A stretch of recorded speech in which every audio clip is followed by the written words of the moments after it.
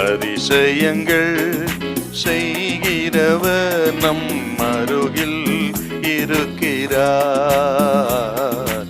அற்புதங்கள் செய்கிறவர் என்றும் நமக்குள் வசிக்கிறார். லூக்கா 10:4 வாசிக்க பார்க்கலாம்.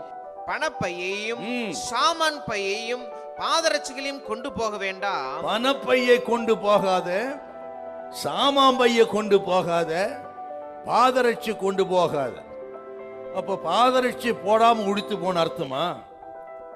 எந்த பையும் கொண்டு போகாம கை வீசிட்டு போன அர்த்தமா? அப்படி இல்லைங்க.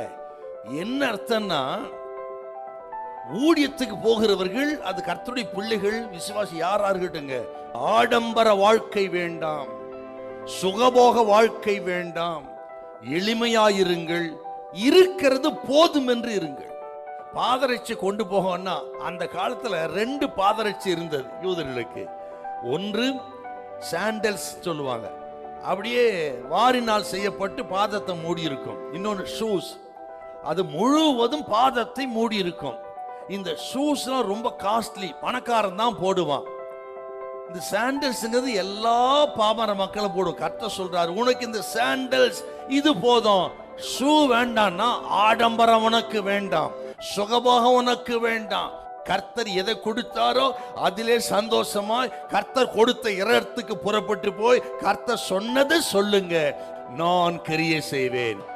அப்ப எளிமையா இருங்க, தாழ்மையா இருங்க, இருக்கிறது போதும்னு கர்த்தருக்கு ஊழியம் செய்யுங்க, ஜீவிங்க.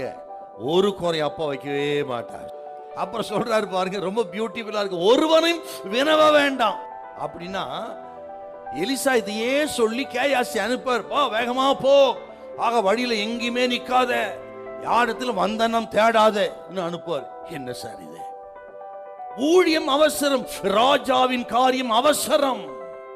ஆத்துமாக்கள் மடிந்து கொண்டிருக்கிறது, ஆத்துமாக்கள் செத்து கொண்டு கொத்து கொத்தாக சாகிறார்கள். உனக்கு ஆடம்பரம் வேண்டாம், அந்த சுபா உனக்கு வேண்டாம், ராஜாவின் காரியம் அவசரம். ஊழியம் கடினமானதுதான், ஊழியம் ஆபத்தானதுதான். ஆனால் பாதுகாக்கும் தெய்வம் நம்மோடு இருக்கிறார். ஆகவே நேரத்தை வீணடிக்காதீங்க, தீவிரப்படுங்கள். நம்ம நேரத்தை நீரடிக்கக்கூடிய கன்னிகள் நிறைய இருக்குது. சோ தேவ பிள்ளைகள் கவனமா இருந்து ஊழி செய்யணும். ஜெபம் பண்ணுங்கள். ஜெபம் பண்ணலனா ஊழியத்தில் நிற்க முடியாது, ஜீவியத்தில் நிற்க முடியாது.